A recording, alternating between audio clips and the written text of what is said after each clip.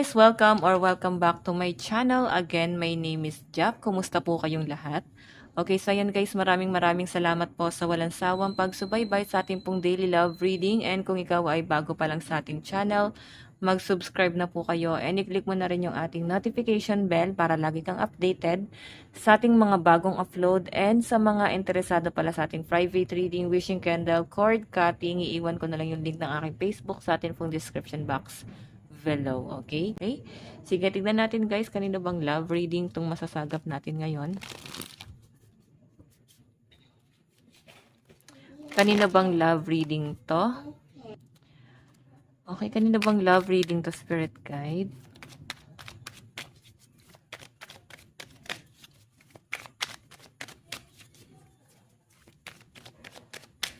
Kanino bang love reading to, Spirit Guide?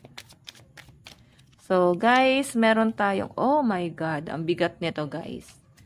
Possible na iba sa inyo na involved kayo sa third party. Literal. And I think yung iba sa inyo hanggang ngayon, sobrang apektado ka pa rin sa mga nangyayari. Sobrang nasasaktan ka pa rin. Okay, yung iba sa inyo guys, nagpapakatigas pa rin kayo, no? Hindi nyo guys makuhang umiyak ng sobrang lakas kasi pwedeng pinipigilan nyo or nilalakasan mo pa rin yung loob mo. Okay? Meron tayong, ayun, no? Pwedeng matagal na kasi kayo guys nitong magkasama nitong person na to. Kaya kilala mo na siya. Ayan o. Lumabas kasi ito guys sa bottom of the deck. Itong Knight of Cups. Kilala mo siya. Na parang paulit-ulit niyang ginagawa to. Paulit-ulit kanyang sinasaktan. So, meron tayong the moon. Nagsisinungaling to guys sa inyo. Napakalaking sinungaling na tong taong to. Pero sa pinapakita kasi sa akin guys, parang natotolerate mo kasi siya or tinotolerate siya ng pamilya. Okay? Siguro parang feeling nila normal yun eh. So, yung iba sa inyo guys, siguro masyado ka pa rin talaga na mamanipula nitong taong to. Kasi madalas, okay, so yan guys, so, minsan sa sobrang sa ginagawa niya sa inyo guys na pagmamanipula, ikaw na yung nakakaisip dito na baka nasa inyo nga yung mali. Or pwedeng naiisip mo na baka misunderstanding lang yon. Or pwedeng guys, pwedeng wala pa naman talaga, no? Wala kayong pruweba. Okay? Pero nararamdaman mo na meron. Ayan, nararamdaman mo na hindi siya guys nagpapakatotoo sa inyo. Okay? Madalas na guys yung pagtatalo sa inyong dalawa eh. Ayan o. Madalas nagkakaroon na ng mga misunderstanding. Nahirapan na kayo guys na i-work out itong relationship na to. Dahil sa pagdududa. Yan po yung malinaw na nasasagap ko rito. Puro pagdududa rin guys, okay? So yan, malakas po yung energy ng ear sign, Aquarius, Gemini, Libra, Cancer, Pisces, and Scorpio. Okay? Pwedeng malakas yung instinct mo, nararamdaman mo pero wala kang pruweba. Ayan, pero nararamdaman mo, nababalitaan mo, pwedeng may nagsasabi sa inyo. Okay? Tignan pa natin guys. Ito yung energy ni person. Or, mas maganda siguro kung ito. Okay? Tignan natin. Ito yung energy ni person. Gamitin natin to guys kay person.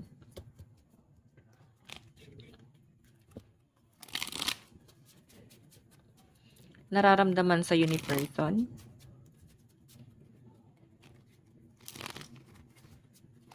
Ano yung nararamdaman ni person?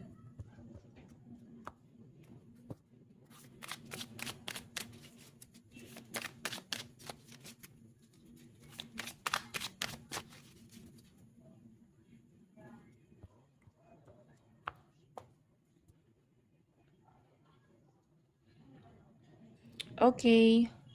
And nararamdaman mo sa person mo. Ayan, angel number 444, tatlong 4 guys.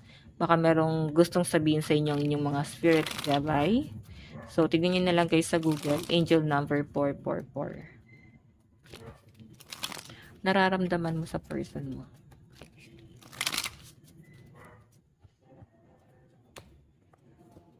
Okay.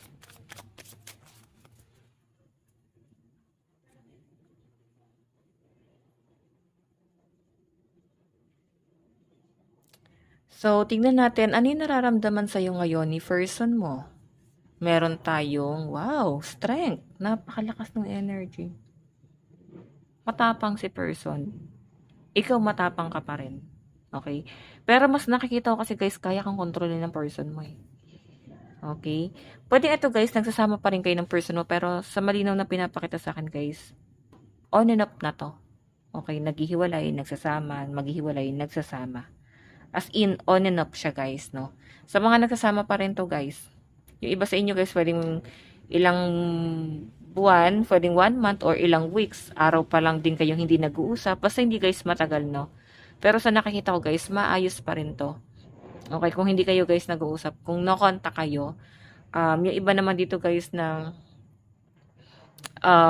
pwedeng nagkaroon kayo ng tampuhan ngayon, pwedeng susuyuin ka pa rin ito. Kasi the strength eh, maayos pa rin. On and off ngayong relationship nyo eh. Tignan natin guys, ano naman yung tingin sa'yo ni person. Meron tayong 8 of Cups. Ayan no. Tingin sa'yo ni person, lumalayo ka rito. Siya yung nagmamakaawa. Or pwedeng ikaw to nagmamakaawa. Nakatingin pa rin siya sa inyo. Pwedeng ikaw nagpapahabol. Pwedeng tingin sa'yo ni person, nagpapahabol ka sa kanya. Okay? Mas pinipili mo maging tahimik. Hindi kayong para magsalita pa ng masakit. Kasi parang dito sa relasyon na to, I think mas pinipili mo yung ano mo eh, yung sarili mo. Mahal mo yung person mo, pero I think mas mahal mo yung sarili mo. Okay? Pero every time na nagkakaroon guys kayo ng pagtatalo ng person mo, nadadown din yung energy mo eh.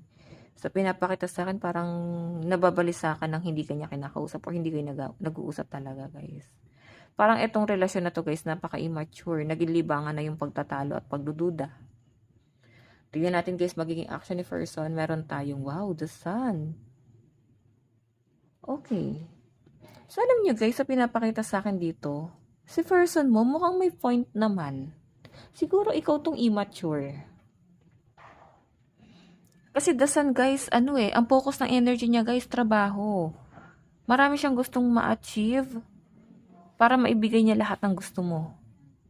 Okay? Para mabigay niya yung mga pangangailangan mo. Responsible naman itong taong to. Pero siguro guys, kung paulit-ulit yung pagtatalo niyo, baka ma-push mo siya na makagawa talaga siya guys ng mga maling hakbang, like magkaroon talaga ng third party to. Okay? Kung nangyari na guys before, kung may history na, pwede niyang ulitin. Okay? Sa ngayon kasi guys, willing siyang bumawi. Okay, overall energy, meron tayo guys. Ayan, binlock mo siguro to kasi sabi niya dito, gusto kanyang makausap eh. Pero hindi niya alam kung paano kanya kakausapin ngayon.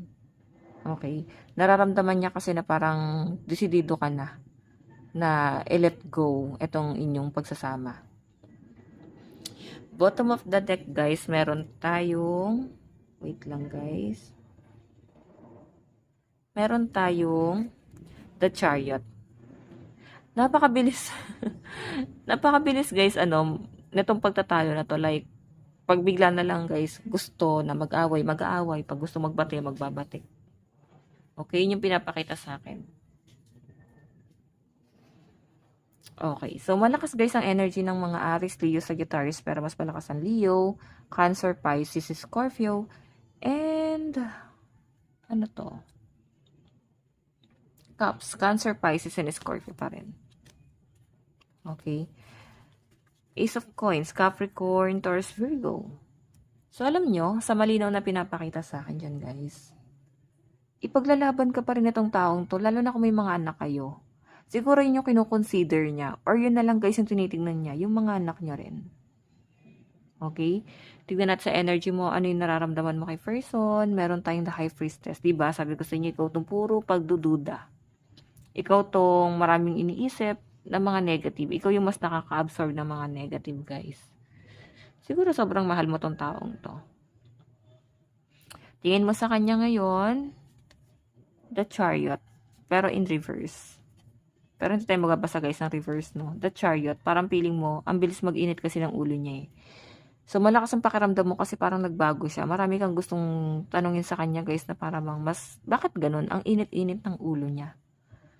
Bakit hindi niya maibigay yung yung gusto mong malaman. Okay, like tatanungin mo lang siya, makikipag-usap ka lang, guys. Ang dami na niya, guys, rebat sa inyo, like mainit agad ang ulo, galit agad sa inyo. 'Di ba? So parang napagdududahan mo bakit siya nagkakaganito ngayon. Tignan natin, guys, ano naman yung action mo. Meron tayong 6 of Wands. Marami nagkakagusto sa inyo, guys. Totoo 'yun, pero nakikita ko naman may potential dito sa relasyon yung dalawa eh. Kaya pa tong i-workout, ikaw tong parang immature. Or baka kasi nga dahil nangyari na minsan, or pwedeng trauma mo, o sa takot mo na baka mawala tong taong to. Yun. Pero marami nagkakagusto sa inyo, guys. Yung action mo, guys, mag-entertain ka. Pwede yung mga duda mo, ikaw yung gagawa nun. Wala akong nakakitang third party sa side mo, pero may mga i-entertain ka rito. Baka, ayan, marami ka makakausap, like, sa mga dating apps. Tatry mo, or naiisip mo, baka natetempt ka. Okay? Kasi parang ang nakikita ko, guys, gusto mong i-divert sa ibang tao yung naramdaman mo sa taong to eh. Parang gusto mo na, guys, putulin na yung nararamdaman mo sa kanya at ilipat na lang sa iba. Tignan natin, guys, yung overall energy. Meron tayong 2 of Cups. Misunderstanding. Yun yung mali. Okay? Mas lalo kayo, guys, magkakaroon ng misunderstanding kung gano'n. The Hangman. Matagal na kayo, guys, eh. Pero alam nyo, guys, siguro hindi talaga kayo compatible. Kasi Knight of Swords tong person mo. Hindi siya magpapatalo sa inyo. Ikaw, the Hermit. Puro pagdududa. Okay? So, sa side mo, malakas po ang mga Aries, Leo, Sagittarius, Cancer, Pisces, Scorpio, and Aquarius, Gemini, Libra. Tignan natin, ha. Tignan natin. Saan napatungo tong relationship na to?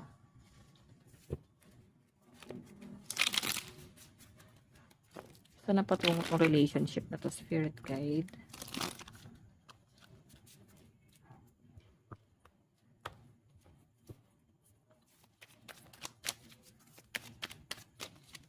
Meron tayong, diba? Puro pagtatalo, guys. Kung hindi nyo na, guys, kayang i-workout, i-let go nyo na lang.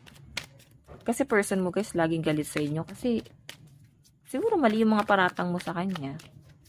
Gusto niya talagang ilaban itong relasyon na to, guys, eh. Ayun, 3 of Cups naka-reverse. Napag-iisipan mo siguro, guys, or pwedeng dala ng postpartum, or pwedeng depression, or pwedeng trauma mo sa past. The Magician. Masyadong manipulative. Yun na feel mo sa person mo. Masyado kang minanipula. Meron tayong Page of Cups. So, siguro kailangan nyo muna, guys, ng magpahinga. Yun yung nakikita ko na parang kailangan gawin nyo kung gusto nyo mag-work pa tong relationship nyo. Pahinga muna kayong dalawa. Okay? Mag-pull up muna kayo. Kailangan nyo ng space. Tignan natin, guys, love advice.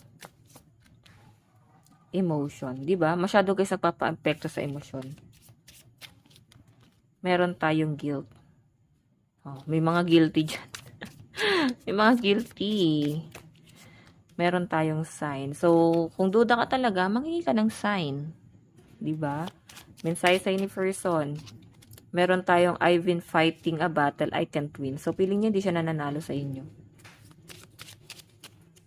Meron tayong I remember that the day we met like it was yesterday. So, alam nyo, guys, nagkakaroon nga ng sama ng loob sa inyo tong taong to. Okay, pero natatandaan niya pa rin yung araw na una kanyang nakilala. Like, una kanyang niligawan. Siguro, napapansin niya, sobrang layo mo na sa dati. Meron tayong don't pressure me. So, ayun nga, guys, feeling niya pinipressure mo siya. So, may mga demand ka siguro na hindi pa kaya ng person mo na ibigay ngayon. My beloved. Mahal ka naman ito, guys, eh. Ay, no, mahal ka naman niya. Siguro na may misinterpret mo lang kasi nagbago na siya, eh. Siguro kaya siya, guys, nagbago kasi nga mas nag-focus siya sa mga responsibility. Like, kung nagkaroon kayo ng anak, yun na yung mas pinagtuunan niya, guys, ng pansin. Okay? So, guys, ayan, malakas ang ear sign, Aquarius, Gemini, Libra, Cancer, Pisces, Scorpio, Earth sign, Capricorn, Taurus, Virgo. So, guys, ito lang po ang inyong reading bukas ulit. God bless and love you all. Bye-bye po.